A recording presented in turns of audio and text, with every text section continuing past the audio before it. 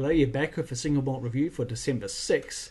And they say Christmas is time for giving, and so far this lovingly crafted bespoke calendar is giving us a sound thrashing and a much needed education. We're learning a lot, and a lot of that is humility. We have been very wrong in many ways.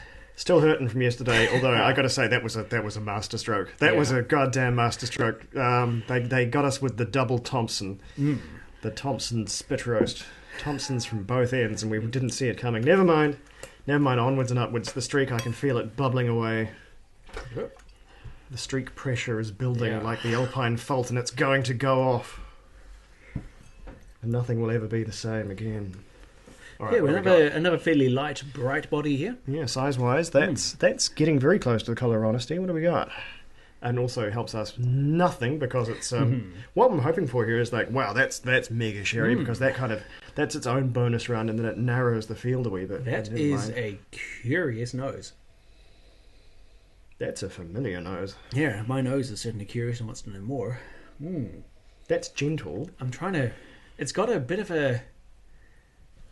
Without the burn, but it's sort of a little bit of an acetone quality. Like maybe it's a blend. It could be grain. I could be wrong. It's too dense. It's got like a really, really big honey to it. Right. And then it's got a very sweet citrus on top of the honey. And it's almost like a drizzled, drizzly, cakey kind of thing. It's very, very, very sweet. This is ringing a few bells, actually. Hang on. Whoa. Okay, this is... Oh, that's wild. This is 40%. I'd be very, very surprised if it was any stronger. What's going on there? There's a little bit of there's a prickle, there's some spice. There's also some... It's not old whiskey, that's for sure. Some light lemon, so making bourbon casks. But not exclusively, maybe. I think this has been assembled. Because there's notes of sherry here, but they're very, very slight. Yeah. I'm not certain what's going on. I think I might. Story of my life these days, apparently. I might have a freaking pick. Hang on. I'm going to keep my powder dry on it.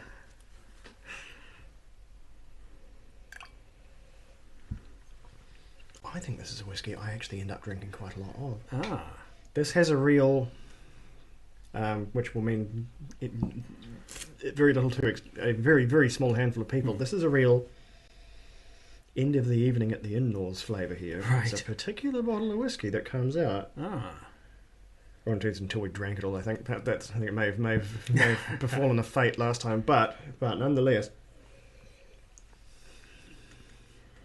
I was tempted to say this is the Avalua because that might do us our 12-year-old 40%. Okay. But I don't think it is. I think... I'm used to more sherry richness from my Avalua. Yeah, Avalua, this probably is a sound effect for that. But this is pretty rich. This is pretty rich, and it's unchill filtered. That is clear as a bell right there. It's 40%, I'm pretty sure. Does that mean it has been chill filtered? Yes. Oh, yeah, I probably said it Is back it to front. un- Never mind. That's why we do this in a pair. We can catch each other's mistakes. I put water in this, and it's absolutely killed it, which makes me think definitely 40. Right.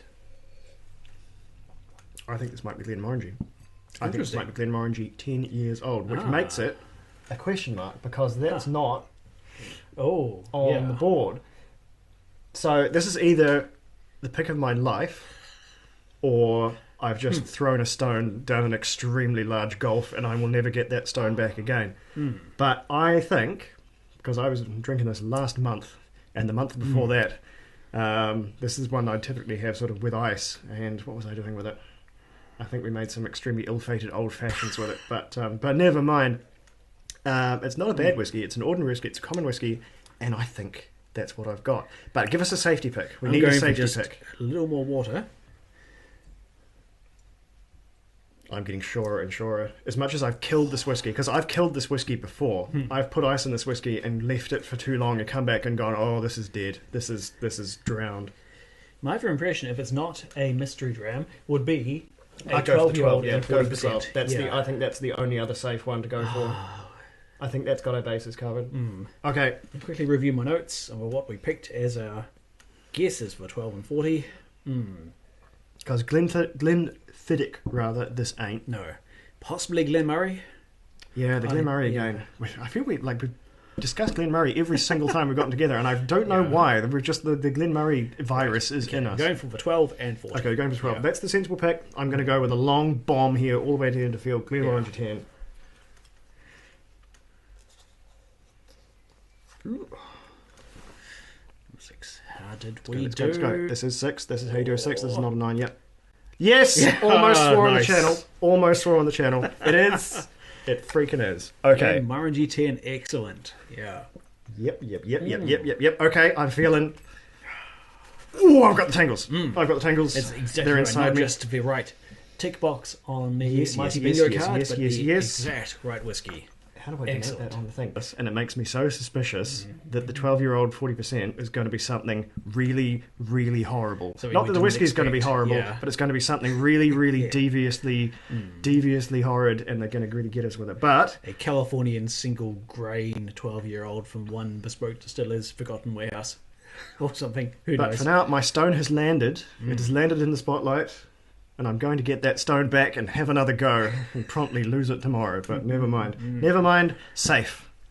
We'll see you then. Safe. Thank you. Join us tomorrow.